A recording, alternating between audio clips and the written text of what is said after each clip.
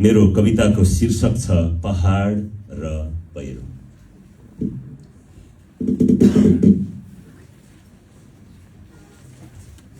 मेरो बाबा कुनै बेलामा एकदमै शक्तिमा हुनुहुन्थ्यो, शक्तिशाली मानिस हुनुहुन्थ्यो।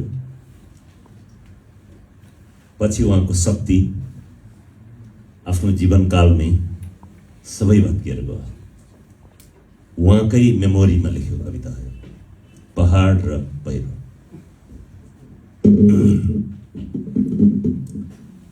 मातेर भूकम्पहरू बेला बेला म कहाँ हल्लिँदै आउँथे। मातेर भूकम्पहरू बेला बेला म कहाँ हल्लिँदै आउँथे।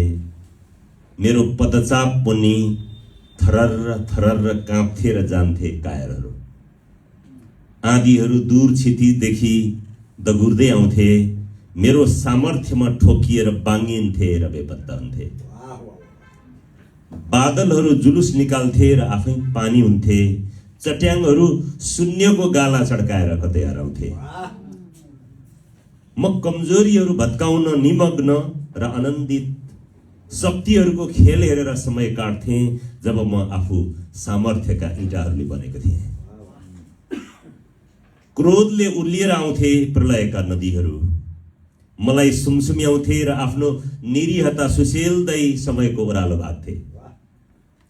आकाशमा तारासरी अस्तित्वमा उदाउने आँखाहरू, स्वर्गै हल्लाउने आँधीहरू माझ म सगर्व टाउको उठाएर उभिएको हेर्थे र हराउँथे। गाल्ने ताकतहरू आफ्नै लाजमा डुबेर निसासिन्थे। ढल्ने शक्तिहरू आफै पराजय र चोट सुमसुम्याउँदै कतै गएर ढल्थे।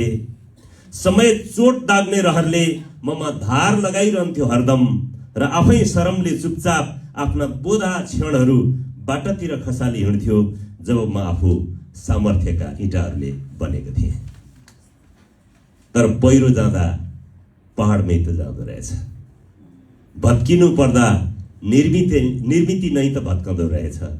ढिलो चाँडो पहिरोले नतानिने पहाड नै पो हुँदो रहेनछ। जुन दिनदेखि म पहिरो जान के थालेको थिएँ, चराहरूकै चिरबिर पनि मलाई चिर्न खोजिरहेछन्। पानीकै छिटाहरू पनि मलाई फोर्न खोजिरहेछन्।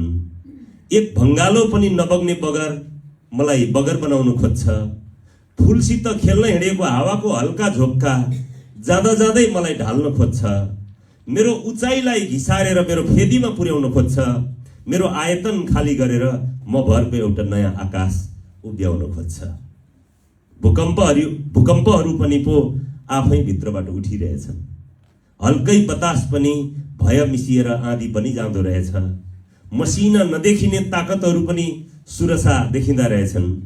मसिना नसुनिने आवाजहरू पनि मुटु हल्लने गरी सुनिँदा रहेछन्।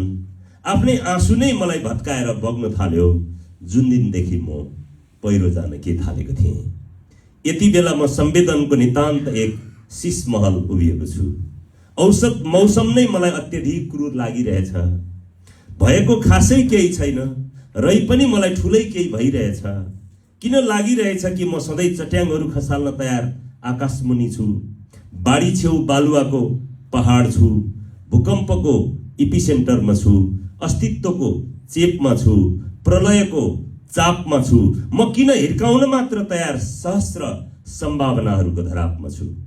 जिन्दगी अरूको ढुङ्गाले भन्दा आफ्नै सिसाले ज्यादा चर्काउँदो रहेछ। जिन्दगी अरूको ढुङ्गाले भन्दा आफ्नै सिसाले ज्यादा चर्काउँदो रहेछ। म संवेदनको एक शीशमहल भत्कने पेसा गरेर बाँच्दै आएको छु अचेल जुन दिनदेखि म पहिरो जान के थालेको थिएँ।